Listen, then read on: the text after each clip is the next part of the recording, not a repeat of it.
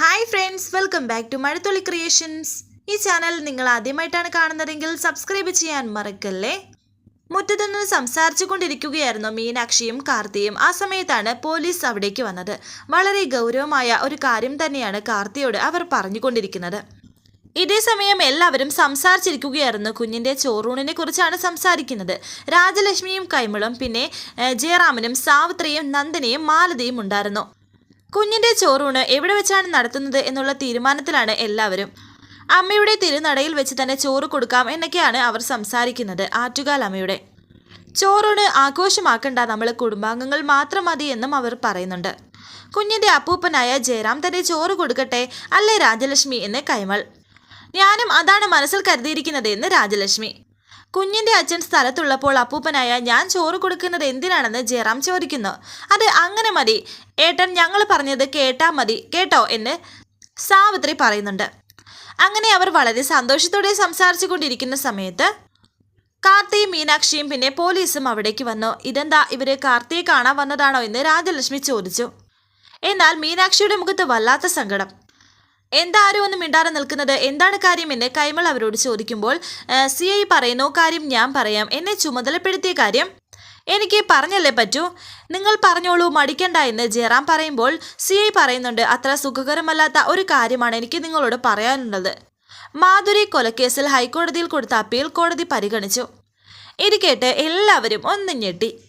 തുടരന്വേഷണത്തിന്റെ ഭാഗമായി ജയറാമിനെ അറസ്റ്റ് ചെയ്യണമെന്നും അവർ പറയുന്നുണ്ട്. ഇത് കേട്ട് ഞെട്ടി അമ്പരപ്പിൽ നിൽക്കുകയാണ് എല്ലാവരും.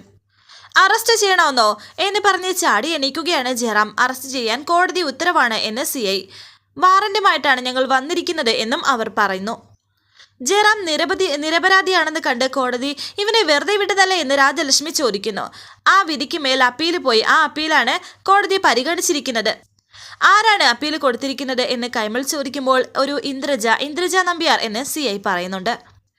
അവള് മനഃപൂർവ്വം എൻ്റെ ജേഡനെ ദ്രോഹിക്കുകയാണ്, ഇനി ഇത് എനിക്ക് താങ്ങാൻ വയ്യ എന്നൊക്കെ നന്ദിനി പറയുന്നുണ്ട്. എന്നാൽ ഇത് മാലതിക്ക് സന്തോഷമുള്ള കാര്യമാണ്. ഒരു തരത്തിലും ദൈവം എന്നെ വെറുതെ വിടില്ലല്ലോ, എന്തൊരു ശാപം കിട്ടിയ ജന്മോ എൻ്റേത് എന്നൊക്കെ പറഞ്ഞ് സങ്കടപ്പെട്ട് നിൽക്കുന്ന ജയറാമിനെ കരഞ്ഞുകൊണ്ടുവന്ന് കെട്ടിപ്പിടിക്കുകയാണ് മീനാക്ഷി. മിസ്റ്റർ ജയറാം, ഞങ്ങളോട് സഹകരിക്കണം, ഞങ്ങൾക്ക് ഞങ്ങളുടെ ഡ്യൂട്ടി ചെയ്തേ പറ്റൂ എന്ന് CI പറയുന്നുണ്ട്. ഇത് ACP സാറിൻ്റെ വീടാണ്, ഞങ്ങൾക്ക് ഇതിനപ്പുറം സംസാരിക്കാൻ ബുദ്ധിമുട്ടുണ്ട് എന്നും അവർ പറയുന്നുണ്ട്. ഇത് അവളാണ് ഇന്ദ്രജ, അവൾ കരുതിക്കൂട്ടി എൻ്റെ മകനോട് പ്രതികാരം ചെയ്യുന്നതാണ്, ഇതിനടങ്ങിയിരിക്കാൻ എന്നെ കൊണ്ട് വയ്യ. കാർത്തി, നീ എന്താ ഒന്നും മിണ്ടാത്തത് എന്നൊക്കെ രാജലക്ഷ്മി ചോദിക്കുന്നു. കാർത്തി ഒന്നും മിണ്ടാതെ തന്നെ നിൽക്കുന്നു. കോർട്ട് ഓർഡർ ആണെന്ന് പറയുന്നു. ഇവരുടെ കയ്യിൽ അറസ്റ്റ് വാറണ്ട് ഉണ്ട് എന്നും പറയുന്നുണ്ട്. തൽക്കാലം ഇവരോട് നമ്മൾ സഹകരിച്ചേ പറ്റൂ, ബാക്കി കാര്യമൊക്കെ പിന്നെ എന്നും സങ്കടത്തോടെ തന്നെ കാർത്തിയും പറയുന്നുണ്ട്. വല്യമാവൻ ഇപ്പോൾ ഇവരോടൊപ്പം പോയേ പറ്റൂ, ഞാൻ കൂടെയുണ്ട്, ഞാൻ വല്യമാവനെ രക്ഷിച്ചിരിക്കുമെന്നും കാർത്തി പറയുന്നു.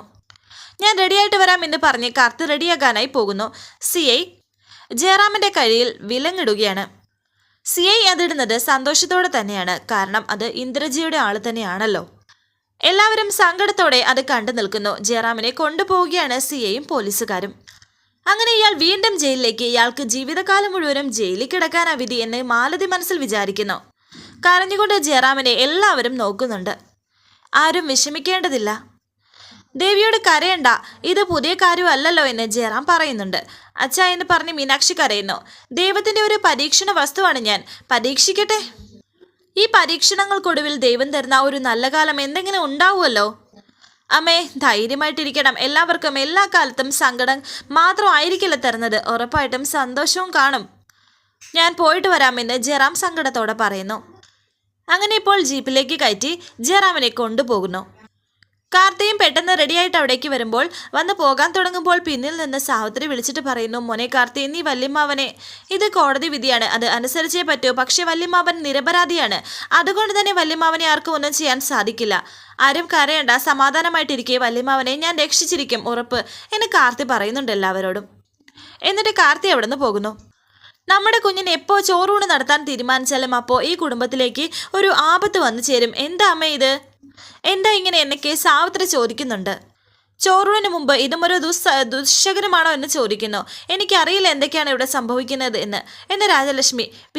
വിഷമിക്കാതെ തരവില്ല, ഒരു സുഖത്തിന് ഒരു ദുഃഖം, ഒരു നേട്ടത്തിന് ഒരു നഷ്ടം, അതാണ് പ്രപഞ്ചനീതി എന്ന് കൈമളും പറയുന്നു.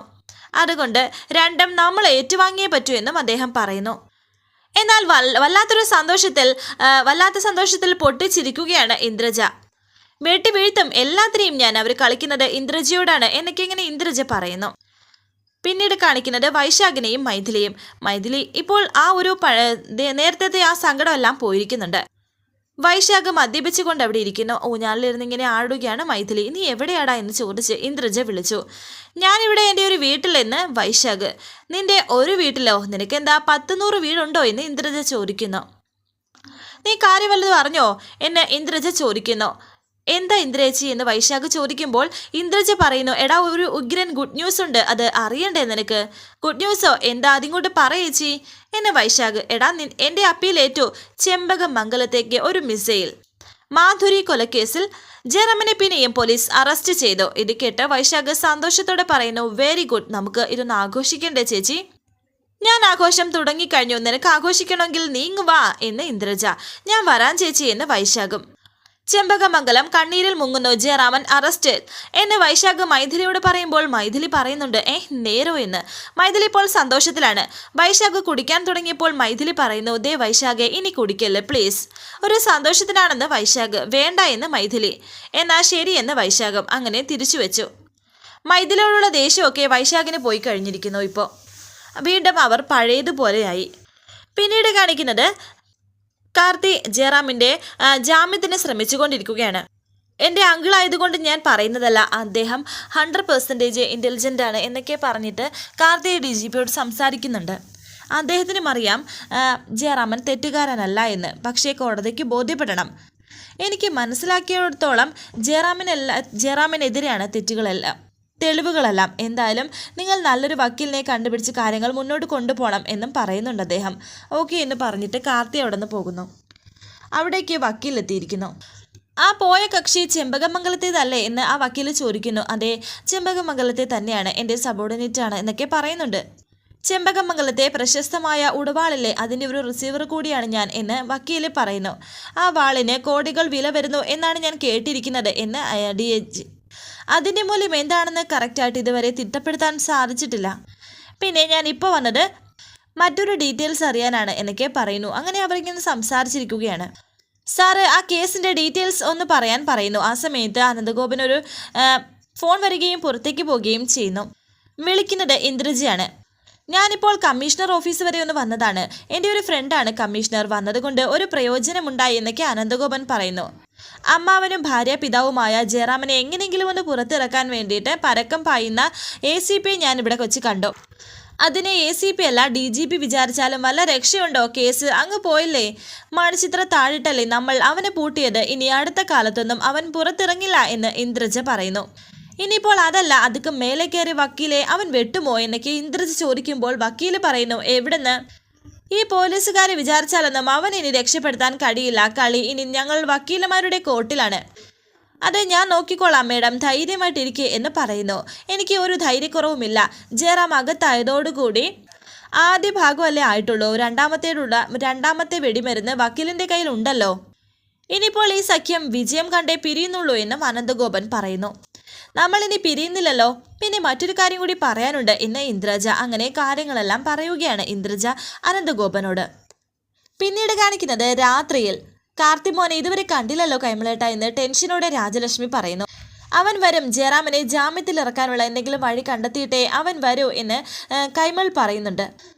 അങ്ങനെ അവരവിടെ സംസാരിച്ച് നിന്ന സമയത്താണ് കാർത്തിക് അവിടേക്ക് വരുന്നത്. കാർത്തികിൻ്റെ മുഖം കണ്ടപ്പോൾ തന്നെ അവർക്ക് മനസ്സിലായി കാര്യം. കാരണം കാർത്തി വിഷമിച്ചാണ് അവിടേക്ക് വന്നിരിക്കുന്നത്. എങ്കിലും പ്രതീക്ഷയോടെ അമ്മ ചോദിക്കുന്നു, എന്തായെന്ന്. ഞാൻ മാക്സിമം ശ്രമിച്ചു നോക്കി മുത്തശ്ശ, കേസ് വളരെ സ്ട്രോങ് ആണ്, ഉടനെ ജാമ്യം കിട്ടാൻ വലിയ പാടാണ് എന്ന് കാർത്തി. എന്തായാലും ഞാൻ വക്കീലിനെ കണ്ട് കാര്യങ്ങൾ ഏൽപ്പിച്ചിട്ടുണ്ട്. വെരി ടാലൻറ്റഡ് ആയ ഒരു അഡ്വക്കേറ്റാണ് അദ്ദേഹം, ശ്രമിക്കാമെന്ന് പറഞ്ഞിട്ടുണ്ട്. മുത്തശ്ശിയും മുത്തശ്ശനും സമാധാനമായിട്ടിരിക്കെ എന്നും കാർത്തി പറയുന്നു. എൻ്റെ മോളെ നന്ദിനി, അവൾ എങ്ങനെ ഈ സങ്കടം സഹിക്കും കൈമളേട്ട എന്ന് പറഞ്ഞ് രാജലക്ഷ്മി കരയുന്നു. ഒരു ഭാഗത്ത് നന്ദിനിയെ കാണിക്കുന്നു. കരഞ്ഞുകൊണ്ടിരിക്കുകയാണ് നന്ദിനി. മീനാക്ഷി ഇപ്പോൾ നന്ദിനിയുടെ അരികിലേക്ക് വരുന്നു. കാർത്തിയും അവിടേക്ക് വന്നു. മോനെ കാർത്തി എന്നെ പ്രതീക്ഷയോടെ ചോദിക്കുകയാണ് നന്ദിനി. തല താഴ്ത്തി നിൽക്കുകയാണ് കാർത്തിക്. നിന്റെ വല്യമാവന് ജാമ്യം പോലും കിട്ടില്ലല്ലേ എന്നൊക്കെ നന്ദിനി ചോദിക്കുന്നു. എൻ്റെ മോൻ വിഷമിക്കേണ്ട, സാരമില്ല.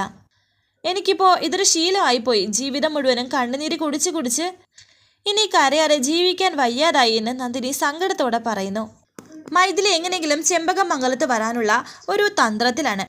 എന്നെ എന്തെങ്കിലും പറഞ്ഞാൽ തക്ക മറുപടി കൊടുക്കണം. പേടിച്ചു നിന്നാൽ എല്ലാവരും കഴുത്തേ കയറും. അങ്ങനെ അവിടേക്ക് നടന്നു വന്നുകൊണ്ടിരിക്കുകയാണ്.